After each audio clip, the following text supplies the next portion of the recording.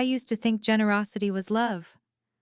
That giving without hesitation meant I was a good daughter, a good sister, someone my family could rely on. But the truth is, some people mistake kindness for a currency they can spend indefinitely. And I didn't realize that until the night my brother sent me a message that shattered the last illusion I had about family. My name is Jordan Wright. I'm 35 years old, and for most of my adult life, I was my family's financial backbone willingly, proudly, and stupidly.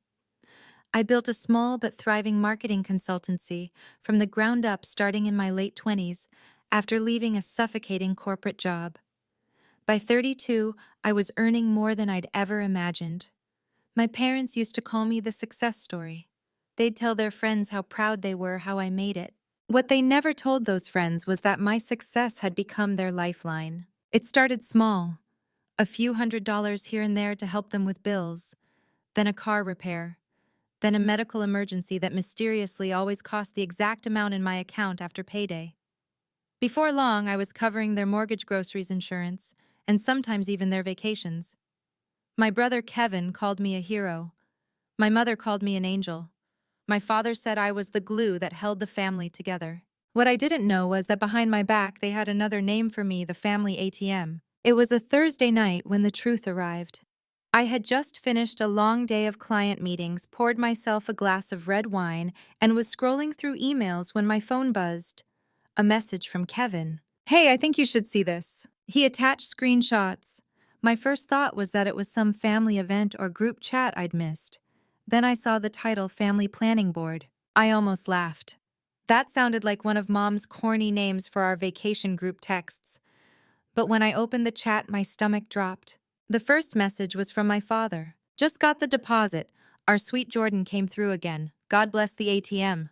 Then my mother replied with a laughing emoji. "She's too soft to ever say no. Let her keep thinking we need her. Works every time." Kevin's name appeared next. "Yeah, but maybe don't guilt her so hard next time. She's not dumb." My father responded instantly. "Please, she's emotional, not smart. She just feels smart.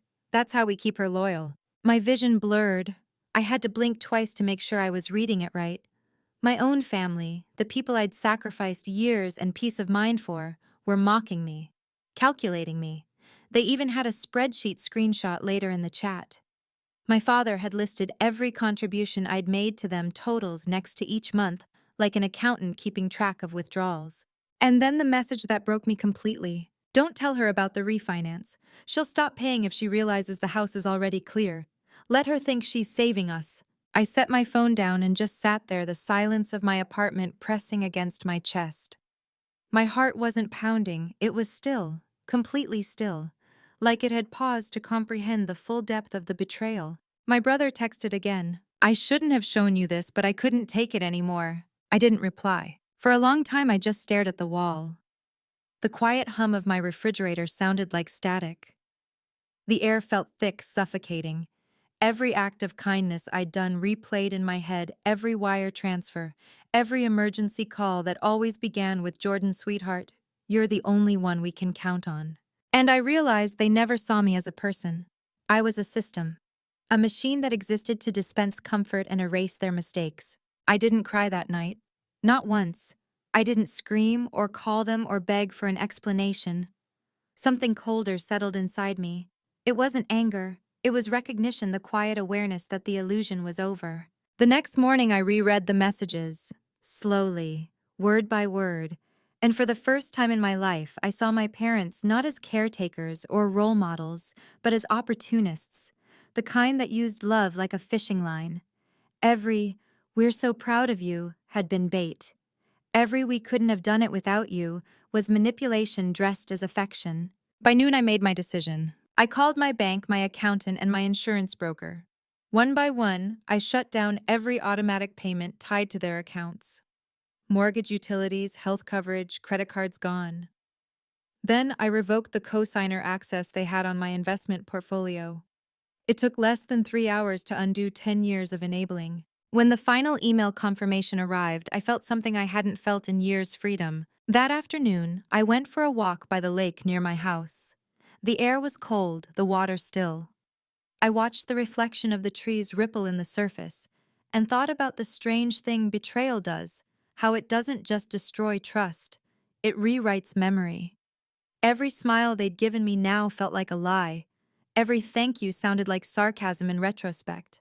But even as the anger began to simmer, I didn't want revenge. I wanted clarity. The first call came that evening. Mom. I let it go to voicemail. Then another and another. Finally, my father's voice filled my phone screen, shouting through the speaker. Jordan, what the hell is going on with the payments? The mortgage bounced, the car insurance lapsed. I hung up. Minutes later, a text came in. You can't just pull the plug like that. We depend on you. The words made me laugh, a short, humorless sound that didn't even feel like mine. Depend on me. That was the problem. They had mistaken dependence for entitlement. By the next day, the calls turned into guilt trips. My mother's voice trembled over voicemail. We only said those things as jokes, honey. Families tease. Don't do this, you'll regret it. Then my father's text followed, cold and transactional. If you want gratitude, fine. Thank you. Now turn the payments back on before the bank comes after us. Each message was another confirmation that I'd made the right choice. That weekend, I met my brother Kevin at a cafe. He looked nervous, his eyes darting around like he was afraid someone might overhear. I didn't mean to betray them, he said quietly. I just couldn't keep pretending. You needed to know. I studied him for a long time. How long have they been doing this? He hesitated.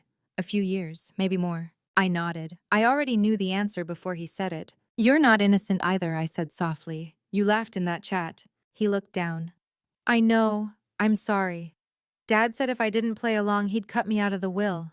That sentence hit me harder than I expected. It wasn't even surprising, it was just sad. My family's love had always been conditional. I stood to leave, but he grabbed my hand. Jordan, please don't cut them off completely.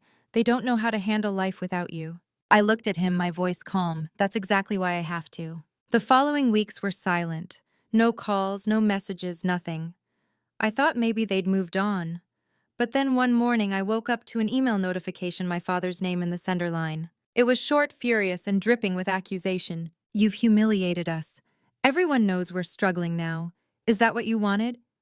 You're heartless, Jordan. After everything we've done for you, this is how you repay us. For the first time, I didn't feel pain. I felt peace. Because that was the final confirmation he still believed I owed him. He couldn't even comprehend that I didn't. That evening, I drafted one final message. Not angry, not emotional, just truth. Dad, I've realized something. You don't love me. You love what I can do for you. I'm done being your investment. Consider this my notice. The ATM is permanently closed. I hit send, blocked the number, and deleted the thread. It was the smallest act of rebellion I'd ever done, and yet it felt like the loudest. The silence that followed was both terrifying and sacred. For the first time in my life, no one was asking me for something.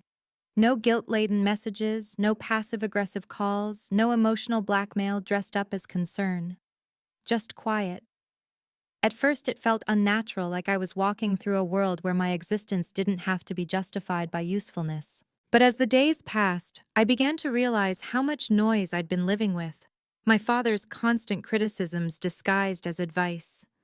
My mother's gentle sighs whenever I said no. My brother's small manipulations couched in the language of family unity.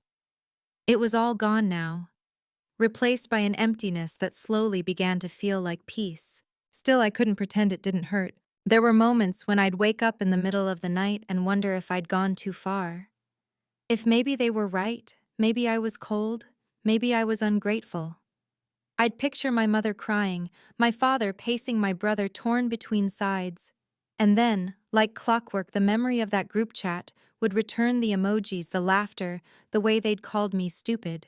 That memory burned through my hesitation every time. A few weeks later, Kevin called again. I let it ring twice before answering. His voice was low, almost cautious. Hey, Jordan. Dad's not doing great. I said nothing. He's been stressed, Kevin continued. The mortgage company's been calling. Mom's freaking out. I'm just asking if you could, maybe, I don't know, help with one payment while they figure things out. It was like déjà vu. The same tone, the same cycle. Desperation disguised as diplomacy. I took a slow breath. Kevin, do you realize what you're asking me? I'm asking you to be reasonable, he said. They're our parents. You can't just leave them with nothing. I closed my eyes, letting the silence stretch. They had everything, I said finally. They had me. They had my trust. And they threw it away for a joke.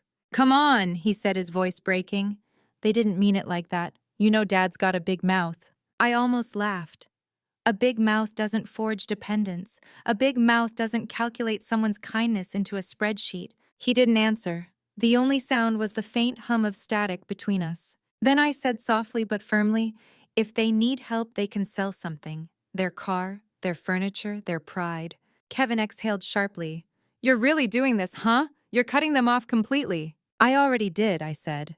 And the only reason it hurts is because it's working. I hung up before he could reply. That night, I sat on my balcony watching the rain trace lines down the glass.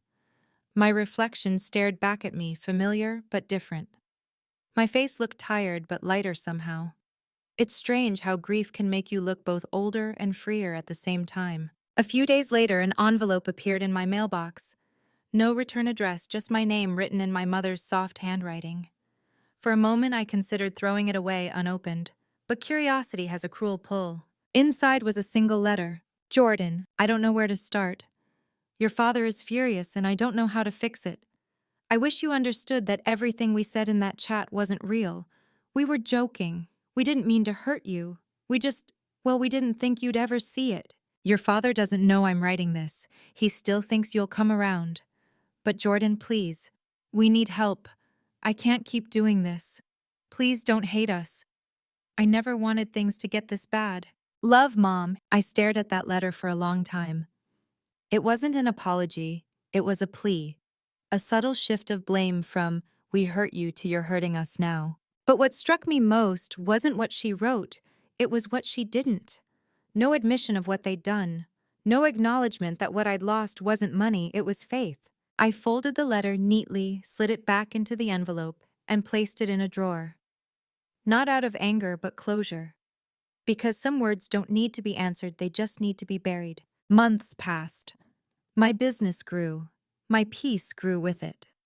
I started traveling again, something I hadn't done in years, because I was always saving money for family emergencies. I went to Lisbon in the spring, Paris in the fall. I took walks without my phone, cooked dinner for one without guilt, and rediscovered the quiet joy of having no one depending on me for survival. Sometimes I'd get updates about my parents through mutual relatives. My father had started selling off his collectibles. My mother had gone back to part-time work. My brother moved in with a friend to save money. They were surviving barely, but they were learning. And that was enough for me. I didn't need them to apologize anymore. I just needed them to live with the reality they'd built. Then one night, Kevin texted again. Dad's in the hospital. I froze, the air catching in my throat. He followed with another message. Heart attack, minor, he's stable. For a long time, I just stared at the screen. I didn't know what to feel. The version of me from 2 years ago would have booked the first flight home, emptied her savings for hospital bills, and begged the doctors for updates. The woman I was now sat still for a long time before replying. I'm sorry to hear that. I hope he recovers. That was all I wrote. And it was the truth. I did hope he recovered. I just didn't want to carry him anymore. Kevin didn't reply, but 2 days later I got another message. He wants to see you. My fingers hovered over the keyboard, but I didn't type. Because I already knew what I'd say if I went. He wouldn't ask for forgiveness, he'd ask for help. And I wasn't sure I could survive hearing that again. So I didn't go. Instead, I went down to the lake, the same one where I'd first decided to cut them off. The air was cold and the water reflected the soft glow of the moon. I whispered into the night, not to my father, but to the version of me who still felt guilty for choosing herself. You did the right thing, I said quietly. You saved your own life. A few months later, I got one final email from Kevin. Dad's better now. He's been asking about you. I think he finally understands what he did. Mom cries a lot. She says she misses you. Just thought you should know. I didn't respond. But I printed that message, folded it, and placed it next to Mom's letter in the drawer. Because maybe someday when I'm older and softer, I'll open them again. Maybe I'll feel something other than ache. But for now, I keep that drawer closed. Not out of bitterness, but out of peace. Because some chapters aren't meant to be reopened. They're meant to remind you that survival sometimes means walking away.